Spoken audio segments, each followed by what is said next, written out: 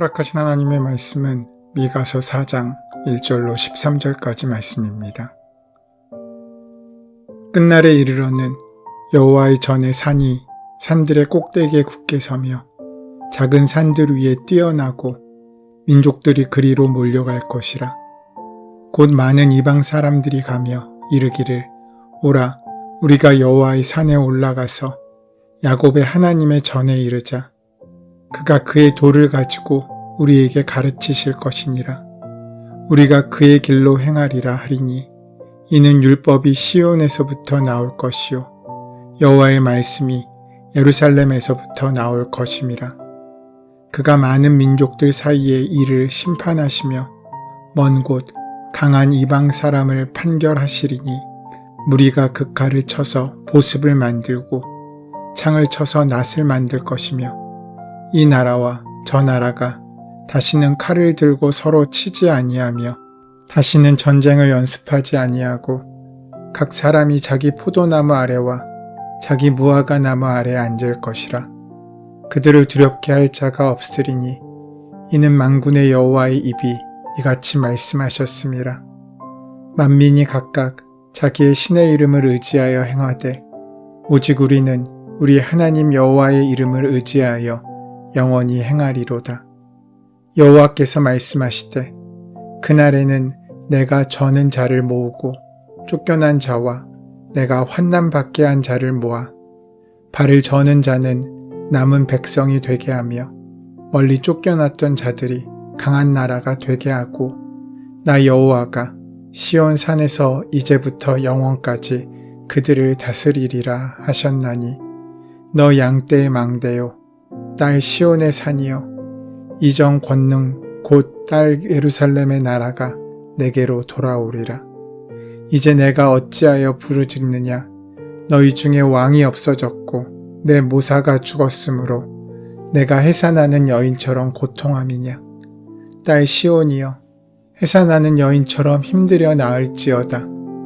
이제 내가 성읍에서 나가서 들에 거주하며 또 바벨론까지 이르러 거기서 구원을 얻으리니 여호와께서 거기서 너를 내 원수들의 손에서 속량하여 내시리라.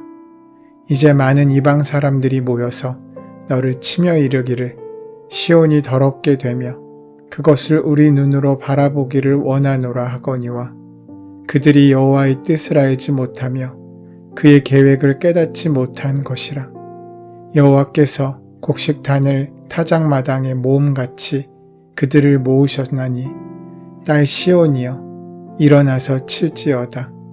내가 내 뿔을 무새 같게 하며 내 굽을 놋 같게 하리니 내가 여러 백성을 쳐서 깨뜨릴 것이라.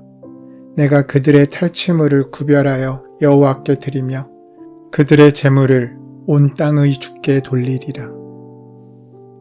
미가서는 멸망의 길을 걷는 남유다를 향한 하나님의 단호한 심판의 메시지가 전체의 주제입니다. 그래서 미가서 1장부터 3장까지의 말씀은 하나님의 혹독한 심판을 전달합니다. 선지자의 메시지를 듣고 있으면 이제 모든 것이 끝났다는 절망감마저 듭니다. 그런데 이러한 혹독한 심판의 메시지의 중간중간마다 위로의 말씀이 섞여 있습니다. 앞서 2장 마지막 부분이 그랬습니다. 그리고 또 지금 오늘 우리가 묵상하고 있는 4장 말씀이 그렇습니다. 오늘 우리에게 허락하신 4장의 말씀에서는 심판이 아닌 구원의 메시지를 전해주고 있으십니다. 죄로 물던 시온이 완전히 파괴될 것을 선포하시지만 4장에서는 그 시온이 여호와의 말씀과 율법으로 가득한 곳으로 회복될 것임을 말씀해주고 있으신 것입니다. 4장은 전체가 우리에게 소망과 회복의 기대를 품게 하는 위로의 말씀들로 채워져 있습니다. 그것은 이스라엘의 회복과 하나님께서 이루실 평화의 말씀입니다. 지금 성전이 서 있는 언덕은 수풀로 뒤덮일 것이라고 하셨지만 4장에서는 성전이 서 있는 산은 모든 언덕 위에 높이 솟아 산들 가운데 가장 중요하게 될 것이라고 하십니다. 성전이 서 있는 산이 어디입니까? 예루살렘 성전이 서 있는 곳은 언덕입니다. 사실 이 산이 주변에서 가장 높은 산은 아닙니다. 높은 산이어서 성전이 있는 것이 아니라 성전이 있기에 높은 산이 된 것입니다. 그래서 다른 산들보다 높이 솟아 가장 중요한 산, 가장 큰 산이 될 거라고 합니다. 왜 이렇게 말씀하십니까? 하나님이 그곳에 계시기 때문입니다. 여호와께서 현존하시기 때문에 가장 높은 산으로 군림한다는 것입니다. 고대의 산들은 신비로운 분위기로 형성되어 있었습니다. 아마도 험악한 산에는 무서운 들짐승들이 살았기 때문인 것 같습니다. 아브라함이 이삭을 바치기에 올라간 곳도 산입니다. 모세가 율법을 받은 곳도 산입니다. 성경에서는 여호와의 능력도 산을 다스리시는 분으로 나타납니다. 따라서 여호와께서 계시는 곳이 가장 높은 산이라는 말은 가장 높으신 하나님께서 그곳에 계시기 때문에 하나님이 거하시는 곳이 최고가 되었다는 의미의 말씀입니다. 세상은 수치를 중요하게 여깁니다. 재산이 어느 정도 있고 경력이 얼마나 쌓였는지를 가치 있게 생각합니다. 그러나 진정한 가치는 하나님께서 함께 하시는 것입니다. 하나님께서 거하시는 것이 가장 중요한 가치 있는 일입니다. 비록 세상에서 존경과 높임을 받지 못한다고 할지라도 하나님의 임재가 있고 하나님의 통치를 받을 때 가장 가치 있는 자가 되는 것입니다. 그런가 하면 파괴되었다가 재건된 성전은 이제 예루살렘만을 위한 예배의 중심지가 아니라 모든 백성을 위한 예배의 중심지가 될 것임을 말씀하십니다. 그래서 모든 민족들이 여호와의 율법을 배우고 그 길로 행하기 위해 시온으로 향하는 순례의 길에 오르게 될 것입니다. 편안하고 익숙해져 있던 자신들의 거주지를 떠나 시온으로 순례를 향한 여정을 시작하게 될 것입니다. 그 결과가 무엇입니까? 한마디로 평화입니다. 3절 말씀은 이렇게 반포합니다. 그가 많은 민족들 사이에 이를 심판하시며 먼 곳 강한 이방 사람을 판결하시리니 무리가 그 칼을 쳐서 보습을 만들고 창을 쳐서 낫을 만들 것이며 이 나라와 저 나라가 다시는 칼을 들고 서로 치지 아니하며 다시는 전쟁을 연습하지 아니하고 그날에 칼을 쳐서 보습을 만든다고 선포합니다. 보습은 밭을 개간할 때 쓰는 쟁기와 같은 농기구를 말합니다. 창으로는 낫을 만든다고 합니다. 생명을 해하는 무기들이 이제 생명을 지키는 도구로 바뀌어지게 된다는 것입니다. 그날이 오면 우리는 서로 죽이는 도구가 아닌 살리는 도구로서의 창과 칼로 서로를 살리는 귀하고 복된 삶을 살아가므로 평화가 강물처럼 흐르는 그날을 만나게 될 것입니다. 그런데 그날은 국가와 국가, 민족과 민족만의 문제가 아닙니다. 나에게도 평화가 흐르는 때가 있습니다. 바로 내 안에 품은 칼을 보습으로 바꾸고 누군가를 향한 창을 누군가를 위한 농기구로 바꿀 때입니다.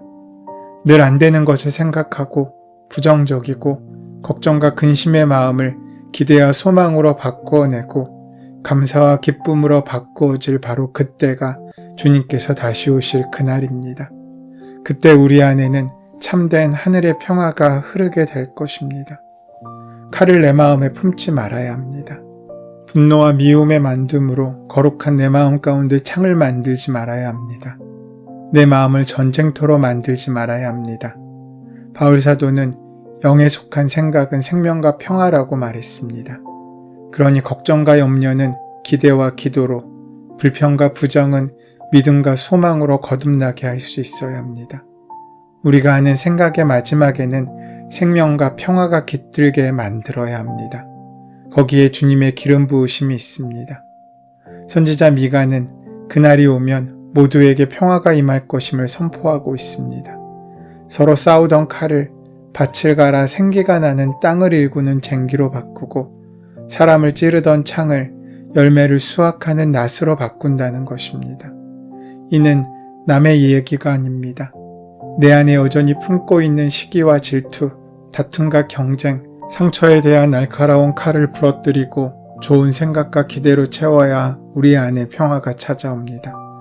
누군가를 찌르고 쓰러뜨려야 속이 시원한 도끼 어린 말들을 축복과 감사로 바꾸어야 내 마음에 참된 평안을 얻을 수 있습니다. 그리고 선지자 미가는 4절에서 그런 평화의 상황을 우리에게 전해줍니다. 율법을 배우고 그 길로 향하기 위해서 여호와께서 계신 곳에 모여든 결과는 전쟁의 도구들이 평화의 도구로 변하는 것입니다. 서로 치지 않고 전쟁을 연습하지 않는 평안함의 시대를 만나고 살아가는 것입니다. 전쟁이 일어나는 이유가 무엇입니까? 욕심 때문이지 않습니까? 인간의 욕심, 욕구불만이 전쟁을 일으키는 것입니다.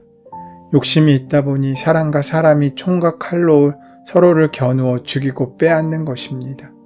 그러나 하나님의 율법을 배우고 하나님의 임재를 경험하면 그 욕심과 욕구의 불만을 내려놓을 수 있게 됩니다.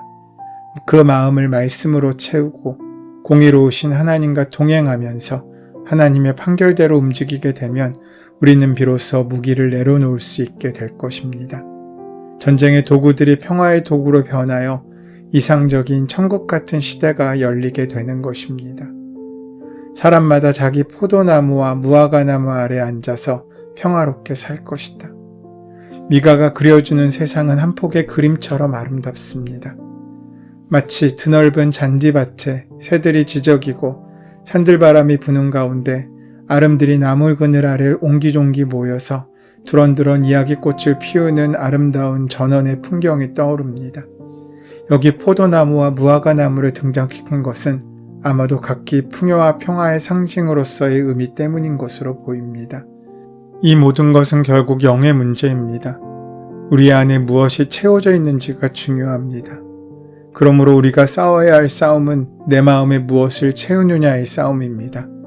내 마음을 율법으로 채우느냐, 욕심으로 채우느냐에 따라서 내가 든 것이 무기가 될 수도 있고 사람을 살리는 평화의 도구도 될 수 있다는 것입니다. 오늘 우리의 마음에는 무엇이 채워져 있습니까?